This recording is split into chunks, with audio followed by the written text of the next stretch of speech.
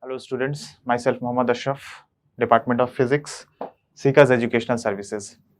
Today we are going to talk about basics of current electricity chapter. Okay, so we'll discuss in short what is current electricity, what is resistance, what is Ohm's law, okay, what is drift speed, all these things we'll discuss. So first of all, electric current. What is current? How the current comes? So basically current is the flow of charges. Okay, if you see here, I have written here, electric current is defined as the rate at which charge flows across any cross-sectional area.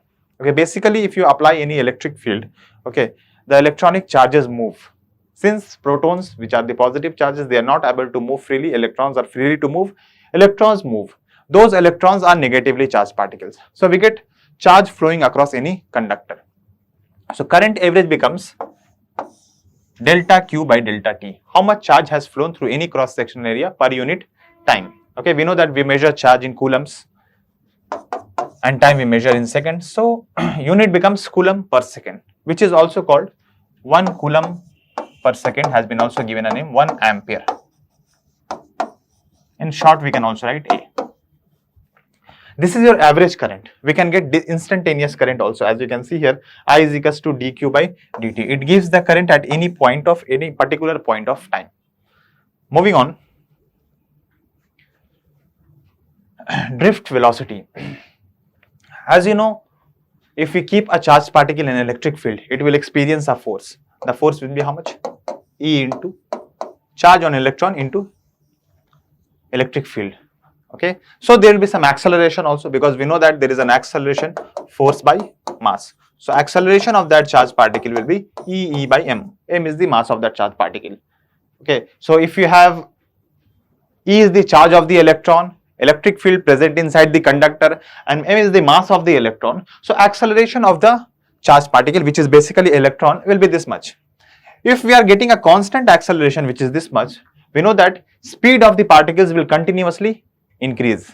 Okay, so it is possible that the velocity of the electrons can infinitely it can increase, because we have a constant acceleration, but this does not happen. What happens, as the electrons start moving very fast because of this accelerated motion, they strike with other particles. Okay, inside the conductor, inside the wire, there may be other particles, lattice are there, electrons are there, other atoms are there. So they collide with those molecules and those particles. When they collide, their speed suddenly becomes zero because of the collision. If you collide with something, your speed will become zero. So when it becomes zero, then they start refresh motion. Again, they start moving. Again, they start accelerating. Again, they collide with some other particles. In this way, their speed does not increase infinitely. They get a finite speed. Okay, that finite speed of the electrons is called drift speed. So basically, drift speed is the velocity with which free electrons get drifted in the presence of electric field. Okay, moving forward. So it's the same thing just now I discussed. Okay, how these things happen. Now we have Ohm's law. What is Ohm's law? So basically, Ohm's law decides the relationship between V, I and R. What are these things? V is the potential difference between the two ends of a conductor or a wire. I is the current flowing in the wire, and R is the resistance of the wire. Okay, what does Ohm's law say? Ohm's law states that I is equals to V by R, which means current in a wire or current in a conductor is directly proportional to the potential difference across the two ends of the wire. If potential difference will be high, current will be high, and it is inversely proportional to the resistance of the wire. If resistance is high, current will be less. Current density. What is current density? So current density is basically defined as the current flowing through a wire or conductor per unit cross-sectional area. As you can see here J is represented as current density, I is current, and A is the area of cross-section.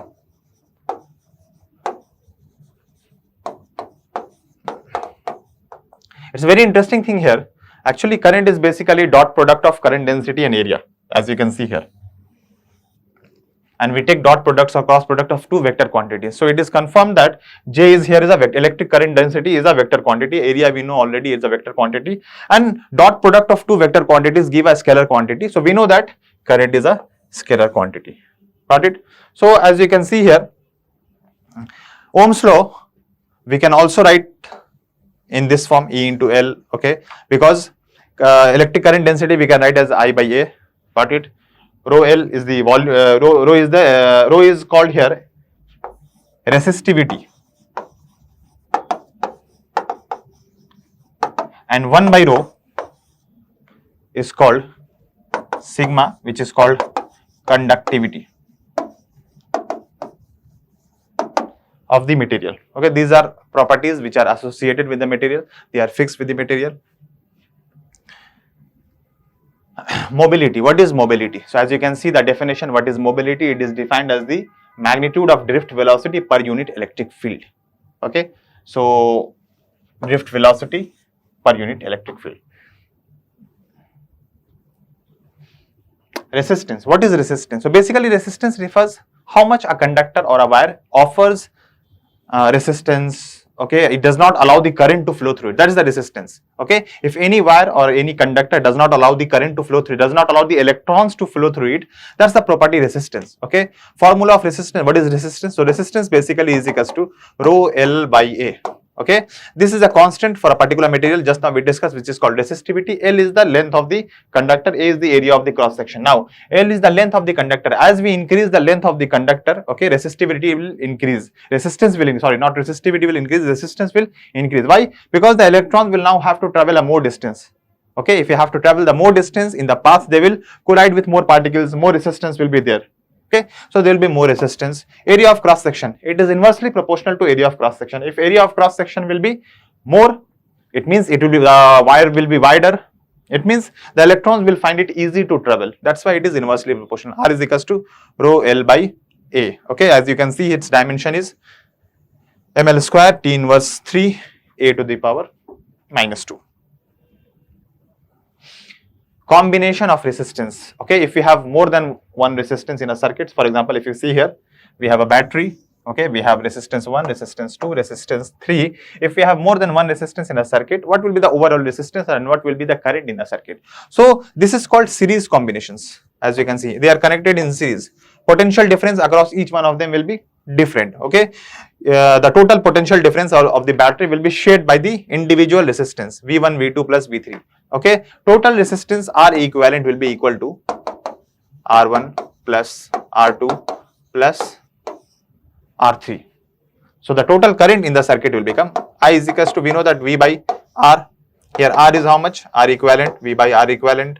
So it will become V by R1 plus R2 plus R3. As you can see here, here also I have written net resistance of a circuit is equals to addition of all the resistors R1 plus R2 plus R3. This is called series combination. Then we have a parallel combination. Okay, if all the three resistors are connected in parallel with each other. What is the definition of a parallel combination? The main important definition of a parallel combination, that all the resistors R1, R2, R3 in this particular case, okay, the end points of all of them is connected to the same points. As you can see here, its end point is connected to here, its end point is connected to here, its end point is connected to here. Similarly, its end point is connected here. So they are basically connected between same 2 points, this point and this points. Okay, it means potential difference between all the three resistors will be same in the parallel combination. Okay, what is the formula of parallel resistance? 1 by R equivalent is equals to 1 by R1 plus 1 by R2 plus 1 by R3 plus so on, if you have more number of resistors. Okay, individually we can find the current through each one of them. Okay, we know that current through this one will be how much? Potential difference across this by resistance.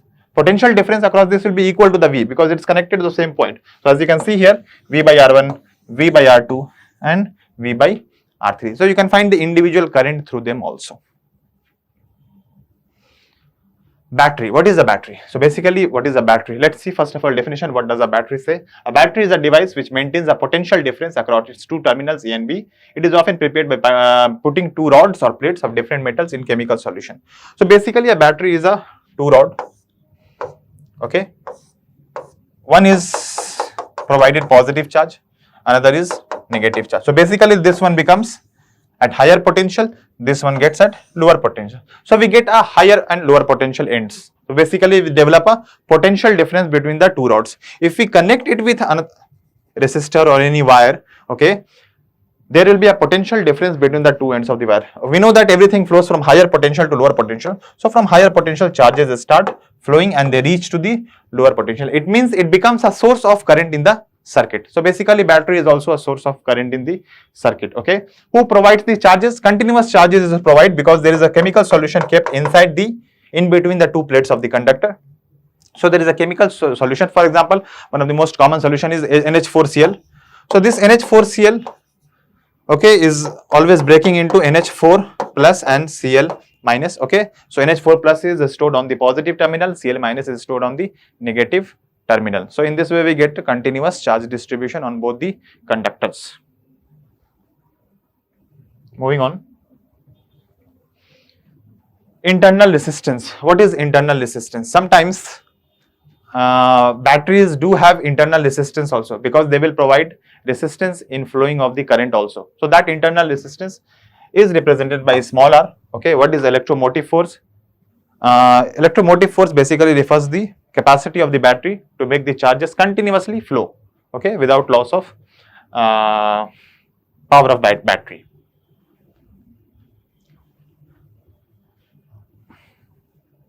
Moving on. Potential difference across a cell. What will be the potential difference in case of if we have a battery having internal resistance, and if you are having a battery without internal resistance? So a battery having no internal resistance is basically called ideal cell. Okay, it has no internal resistance. No internal resistance means R is equals to 0. It means potential difference across the two ends of the battery will be equal to its EMF. Got it? If we have internal resistance, which is non-ideal cell, potential difference will be equal to E minus IR.